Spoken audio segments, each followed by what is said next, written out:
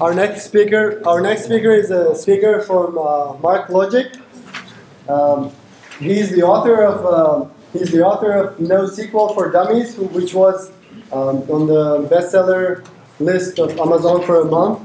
And he has experience working in different areas like business process management, user experience, and NoSQL database companies for about 9 years. And he will be talking about why big data needs NoSQL. Let's welcome AdamFowler.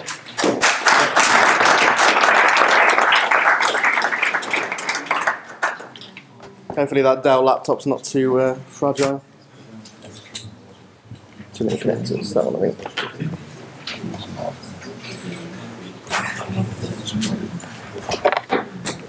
Is that it? Yep. Okay.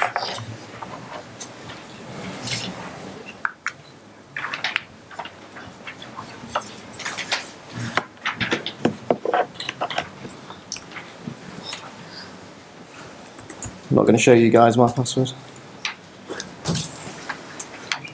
Okay, so my name's AdamFowler. I'm a Principal Sales Engineer in Mark Logic. I'm not going to do the corporate spiel today, you'll be pleased to hear. Who am I? I'm this guy. I'm not sure whether I look better in a suit or not, but you can use Photoshop on those photos, so it's great. I am the author of NoSQL for Dummies. Yes, it was on the bestseller list for a month. It's only been published 2 months. It's not been out there 8 years. So feel free to go and have a look at that. I used to be in IBM as well, worked for a couple of different companies, but I'm an engineer at heart. What I'm going to talk to you today is about some of the discoveries I made when I was writing NoSQL for Dummies. So first of all, big data and NoSQL are kind of crossover at some point, but how many people here have heard of Hadoop? Vast majority, okay. How many people have heard of NoSQL? About the same. Excellent. That doesn't normally work out that well. So just a rough smattering of databases in here. Who's used MongoDB? Yeah. Who's used Couchbase? CloudAnt? Any IBMers in the room? Yeah, one at least. Okay, excellent. So there's a few people around here who've got access to those type of things. Who's used Aerospike out of interest? One of my personal favourites? No, nobody in financial services here. Hypertable? No? Okay, interesting. So, that's particularly interesting. I feel a blog post coming on. Okay, so I'm going to talk to you today about NoSQL, why you should care about it if you're in the big data space. So, what is it good for? So this is the title for one of my blog posts. It's probably one of the most popular ones on my website. There's lots of fear, uncertainty and doubt going around about NoSQL, what it's good for, what it isn't. It's very similar to the early days of Hadoop. It can do everything. It can save the world, cure climate change, create world peace, make your toast in the morning, that sort of thing. So I'm not going to do any of that today. I hate those type of books, so I don't write them. So I'm going to talk about today what is it good for. So everybody's used to relational databases. A lot of you are familiar with Hadoop. So there are some things that NoSQL are good at that relational databases weren't particularly good at. So highly distributed data, when you have massive, massive databases that physically cannot sit on a single big iron machine. Sparse data problem. On your phone, if you're like me, you don't have for each of your contacts all of their 100 contact details. You only have 3 or 4. But the database itself can support up to kind of 200 different types of contact. So it's a very sparse data set. A volatile schema, where you're consuming data but you don't have any control over the source format of that data. So it's typical with public data sets. And self-referencing data. So my name's Adam, my father is Clifford, his father is Harry. They're all examples of person. So in a relational world you'd create a person database and you'd refer back to it. Relational databases aren't particularly great performance-wise for those things as well. So relational is a great technology. It's going to be here for a while. We're not replacing it, despite what some NoSQL companies will say. But there are some things it's not great at. And there are different types of NoSQL databases, going from the simple to the complex. So key value stores. If you think of a file system, a name versus a value, it's very straightforward. Big table or column stores. So if you think of extremely large tables, sparse data problems, those sorts of things, but without the relationships to other tables, so a very denormalized way of managing tables, that's what they're for. Document store like Mark Logic and MongoDB, storing JSON, XML, text, binary documents. and understanding the structure of those documents. And triple and graph stores, so subject, predicate, object. A very simple data model, which is very widely applicable. It's a W3C standard in RDF. So subject, predicate, object. Adam likes cheese, as you can probably tell. So those type of simple data structures build up when you pull lots of data sets together and aggregate to kind of very well for very interesting knowledge graphs. And the question here is, can I do this all with Hadoop? So I always put something like this in with Hadoop because, as you'll probably be aware, Hadoop can't do everything, despite what the early days of Hadoop were about. Or it can, but some things not as well as other technologies, right? So really, no, you can't do all this Hadoop. Or you could, but it wouldn't perform as well as some other alternatives for specific data problems. And I'm going to talk about those things. My next slide is the one I'm going to spend the vast majority of time on. It's quite a controversial slide in that there are what vendors claim on their websites and there's how people use those databases. Right? So I thought you'd appreciate the how people use those databases as opposed to what authors of the next book who are trying to sell their book or what the companies who sell those databases are saying. So there might be a few gasps in the room, I'm hoping. But some of these things are controversial, some of them are not. So you're familiar with relational database technology on the left-hand side there. So the vertical axis is operational, so high-speed operational, people querying and updating all the time, versus batch scheduled processing. The data's there, but we actually go and do something every so often. So RDBMS and data warehouses are there, and then from the very structured data where the structure is set, you need to know about the structure before you can load any data, all the way through to very unstructured where you're just accepting data, you'll figure that out later, you'll use search or some other technology to figure that out.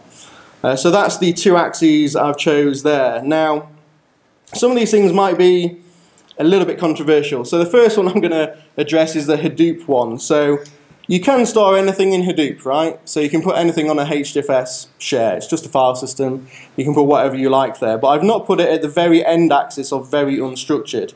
And the reason for that is if you're crafting a MapReduce job, you're kind of looking at all your data that you've got and you're saying, well, if my data matches this, then I'm going to run this against it.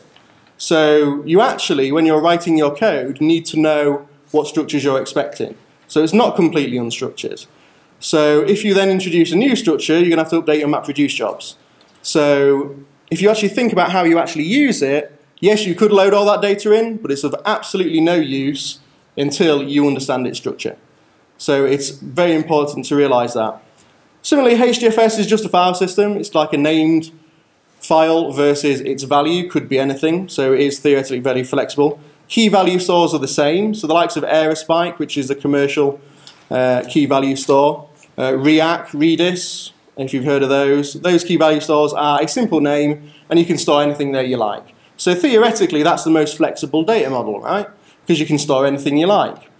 But in reality, you don't just do that. So a very common use case of a key value store is on web advertising.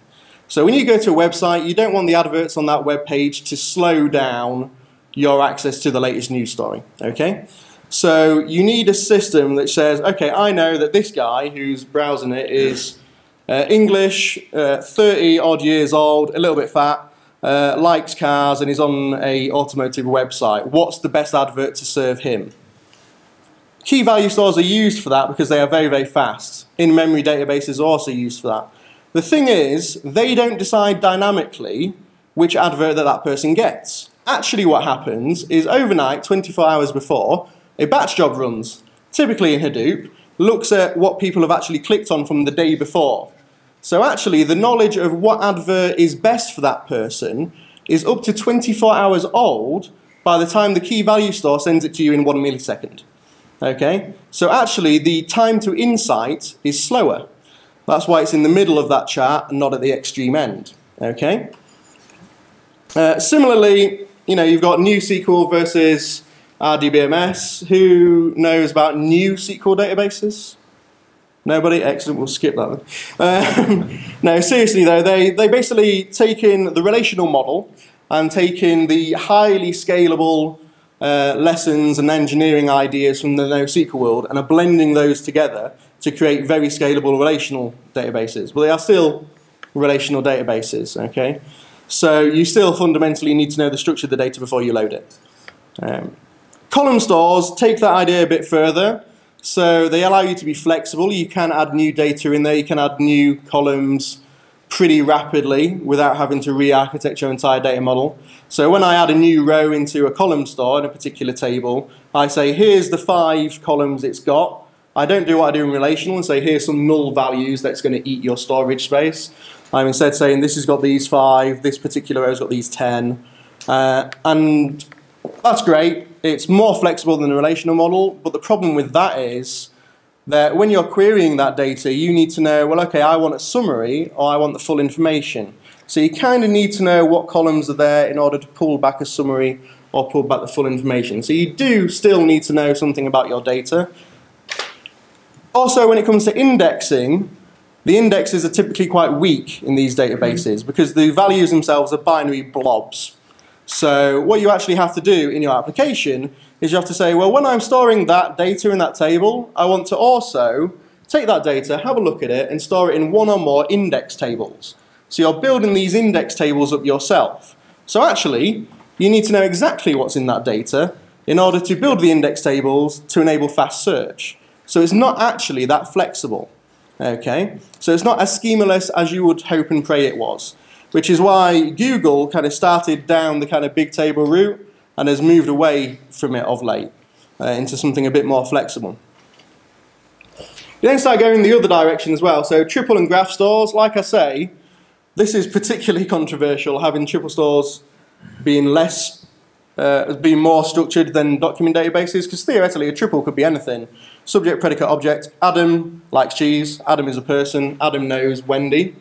Adam knows Stefano. Okay, so you've got these relationships and these data items. Very, very flexible. You can load in whatever data you want. Lots of public data sources out there. It's a W3C standard, so it's very popular, very common. In reality, how people use it is they're very careful about what they load in. So they only load in, they don't load in all of DBpedia, which is like the data, the RDF version of Wikipedia. They don't load in all of GeoNames, which is places versus longitude and latitudes. They're very careful what they pull in. And then when they pull it in, they're very careful about what inferencing rules they set up.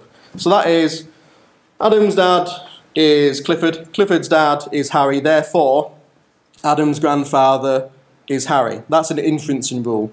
It's data you've not specifically added into the triple store, but it's an inference you can make of the data that you have got.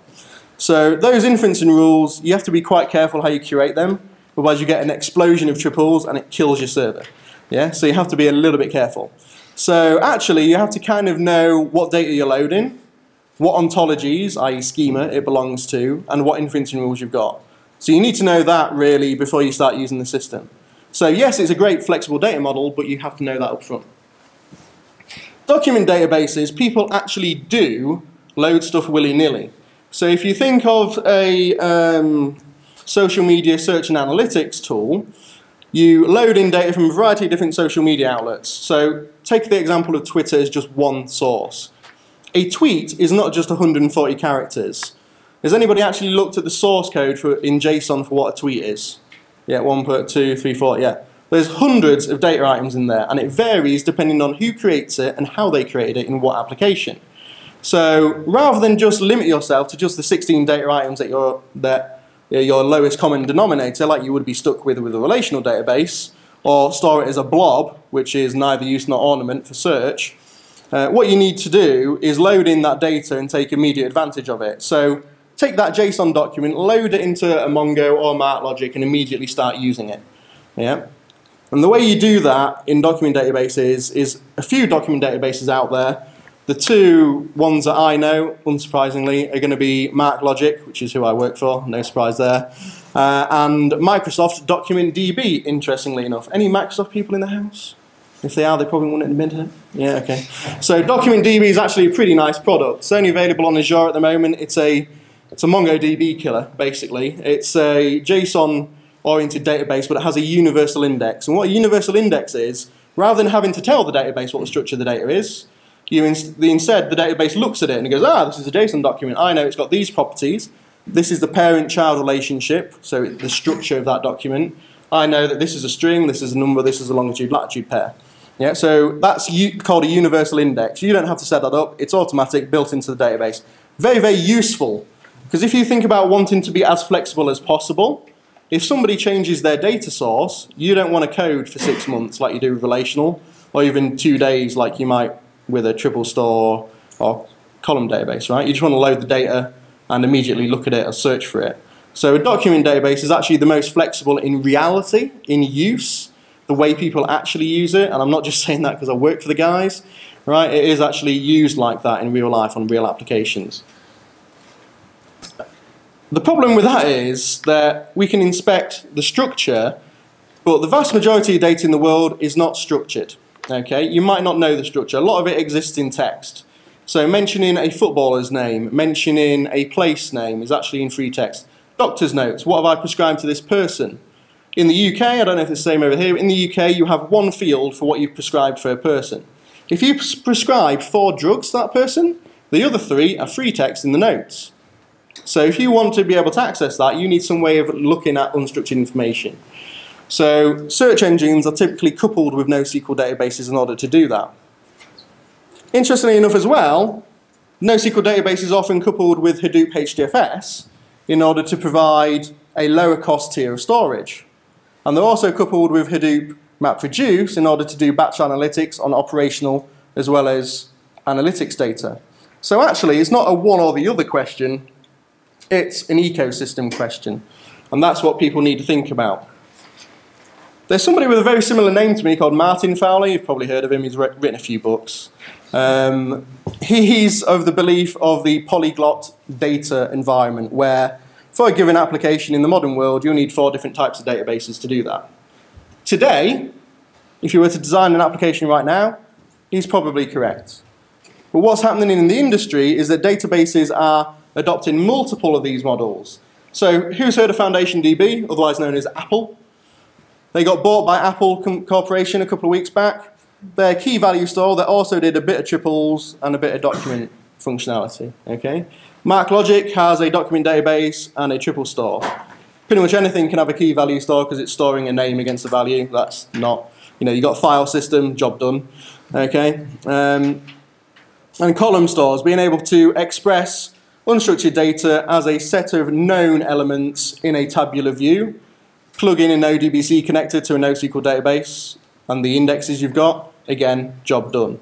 So a lot of databases are moving towards this single database, a NoSQL model, how it scales, how high availability happens, but supporting multiple data models. And that is very normal, and that's what's going on. So here's Adam's highly scientific rules of enterpriseness. Right, technical term. So something which annoys me is when you get vendors that claim this can run NASA, this can run my billion-dollar financial organization, right? So I have particular rules, and they're rules that are in my book, and these are highly, highly scientific, obviously. Literally minutes of research went into them. But really, they're common sense, right? If you're a professional in the computer industry, you know these really. A down day is a death day. If your financial institution has a failure in your data layer and you can't take a few $1 billion of transactions, you're going out of business.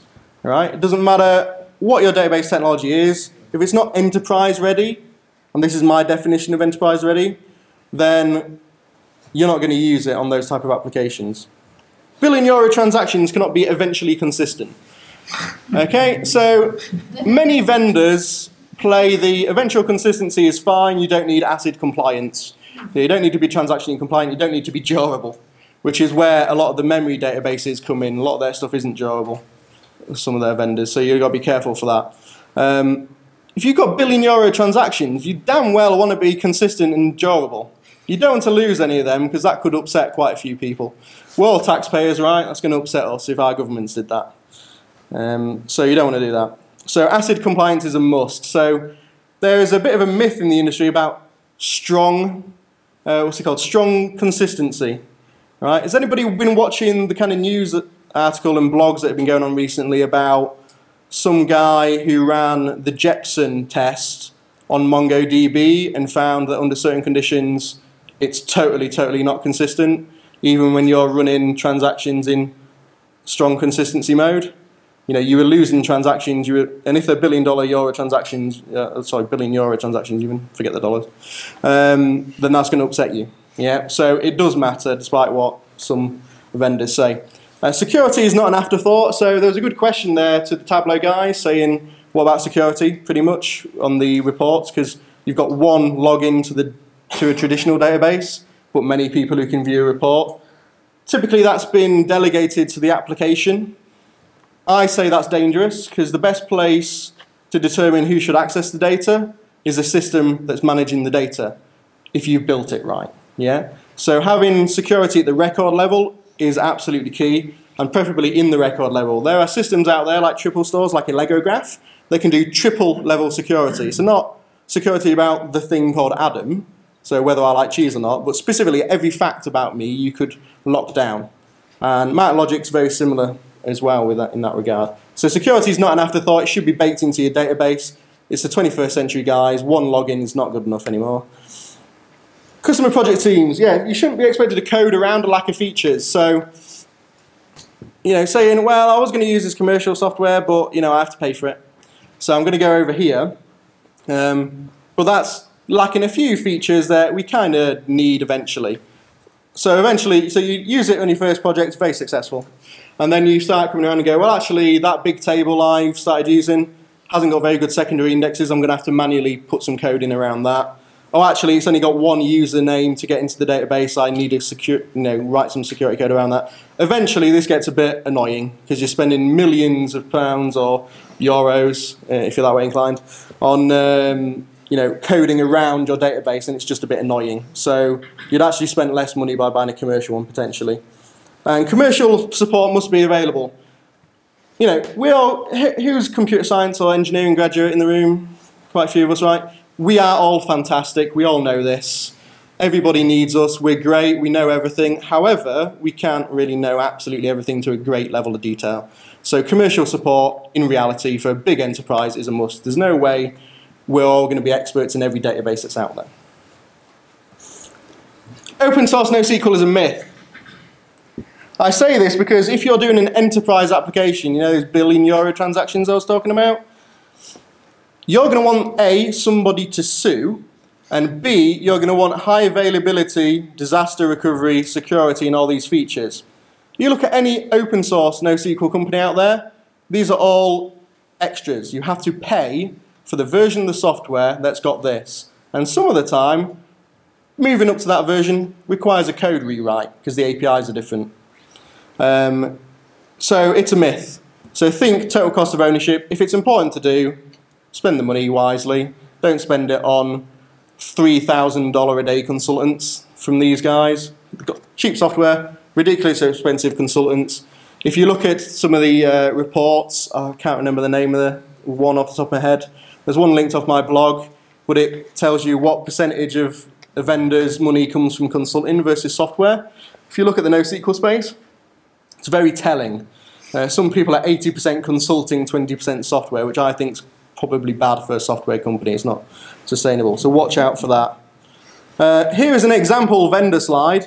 So these are the enterprise features, a short list that you should look for. This is obviously a MarkLogic one because I've got access to those slides, right? So we talk about database, different data models. We talk about search because if you've got unstructured information, you need it. We talk about application services because you can't get the information in and out, can't run analytics over it, kind of pointless. So you need those features. And then the government grade, security, high availability, all these kind of enterprise-y features. You're probably going to need some, if not all of those, on a really big application, okay? If you're just doing a few tweets about sheds or your favorite product, probably not. But if you're doing big day job work on these big commercial companies, you probably need some of those. So look out for those type of features if you need them. And don't settle for less. Obviously, if you want to learn more, you can buy my book. It is available on Amazon. It's only been out a couple of months. You can download an ebook as well. There is a mini version that I didn't write, but I helped edit on the MarkLogic website. So that gives you an intro to NoSQL if you're not that familiar with it. It's free, so feel free to go and do that. And and you can easily stalk me on the internet as well if you need any further help or assistance. So that's everything for me. Thank you very much for your time.